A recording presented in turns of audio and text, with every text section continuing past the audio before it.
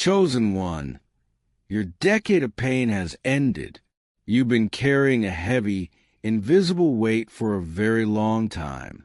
10 years, 3,650 days of quiet battles fought behind closed doors, painted smiles, and exhausted sighs in the dark.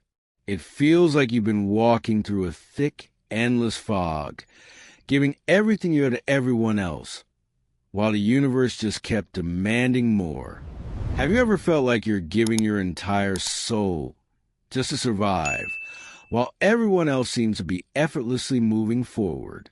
I want to hear your real story in the comments below, because this space is for honest conversations. It's a strange kind of exhaustion, not the kind that a good night of sleep can fix. It's a bone-deep weariness, a spiritual fatigue that settles into your shoulders and refuses to leave. You know exactly what I'm talking about.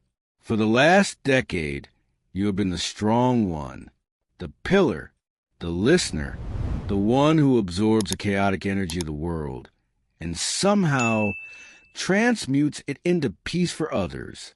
You've been the person people call when their world is falling apart, simply because they know you won't judge, because they know you'll hold their fragments together until the glue sets. But who has been holding you? When the door clicks shut at the end of the day, and the silence of your room finally sets in, the reality of it all comes crashing down. The isolation. It is a very specific, sharp kind of loneliness. It's the loneliness of being deeply misunderstood by the very people you love. You try to explain it. You try to tell them that you feel things too deeply, that a harsh word or a heavy look can echo in your chest for days. But they just tell you to brush it off, to let it go, to stop being so sensitive. So you stop trying to explain. You swallow the words. You build a quiet fortress around your heart, and you walked into the storm year after year, taking hit after hit, wondering when the promised breakthrough was finally going to arrive. They call you resilient, but you didn't want to be resilient. You didn't ask to be forged in the fire. You just wanted to be safe. You just wanted to be held. You just wanted things to be easy for once. Instead, the last 10 years have felt like an endless gauntlet. Every time you climb a mountain, thinking you had finally reached the summit, the clouds would part to reveal another jagged peak waiting for you. Financial setbacks, betrayals from people you trusted with your life, heartbreaks that left you gasping for air on the bathroom floor. And through it all, this lingering, haunting question echoing in the back of your mind. Why me? What did I do to deserve this endless cycle of friction? It feels deeply personal, doesn't it? Like the universe singled you out. You watch others breeze through life, getting the job, getting the relationship, buying the house, hitting the milestones. They seem to float. And here you are, wearing lead boots, fighting for every single inch of ground. You've played by the rules. You've tried to be a good person. You've put good karma out into the world. You've forgiven people who never even bothered to apologize. And yet, the harvest has been barren. It makes you doubt yourself. It makes you look in the mirror and wonder if there is something fundamentally broken inside of you. A fatal flaw that everyone else can see, but you can't. That doubt is the heaviest burden of all. It's the quiet whisper in the dead of night that says you're going to be stuck here forever, that this decade of scraping by, of emotional turbulence, of feeling out of place in your own life, is just how the story goes for you. You might have even started making peace with it. A tragic, quiet surrender, a lowering of expectations. You stopped dreaming as big because the disappointment of falling short simply hurt too much. You started accepting the bare minimum, just to avoid the crushing weight of another letdown.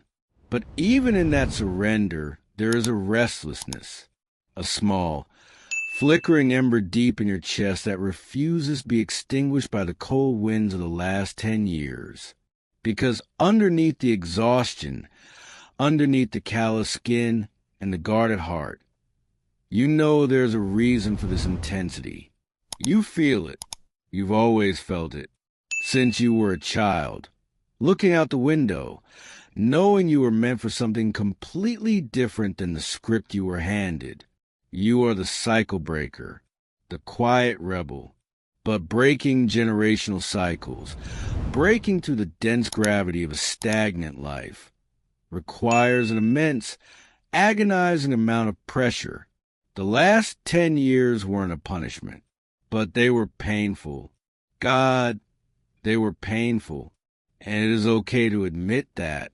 It is entirely necessary to stand in the quiet aftermath of this decade and say, out loud, that you are hurt, that you are tired, that it was entirely too much for one person to carry.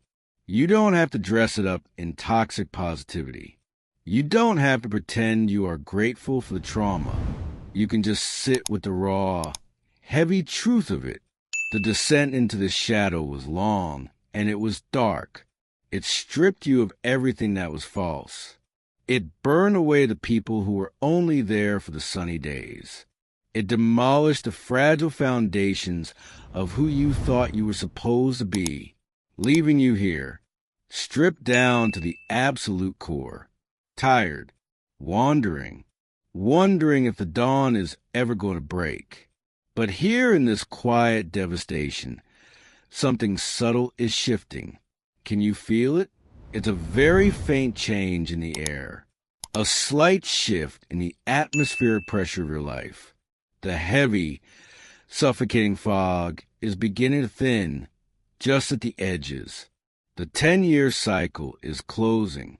To understand what is happening right now, you have to look away from the chaos of human society and look at the quiet, brutal honesty of the natural world. Consider the deep, silent winter of the northern forests. When the harshest, most unforgiving winter sets in, a tree doesn't expend its energy growing brilliant green leaves or stretching its branches toward the sky. To the untrained eye, looking at the surface, the forest looks dead. It looks barren, frozen in time. If you were to walk through that snow, looking only at the gray bark and the empty branches, you would swear the tree had simply given up. But beneath the frost line and the total, crushing darkness of the earth, something aggressive and vital is happening. The roots are plunging deeper. They are moving away from a freezing surface and pushing violently into the dark. They are clawing through compacted soil. They are shattering solid rock, seeking hidden subterranean water.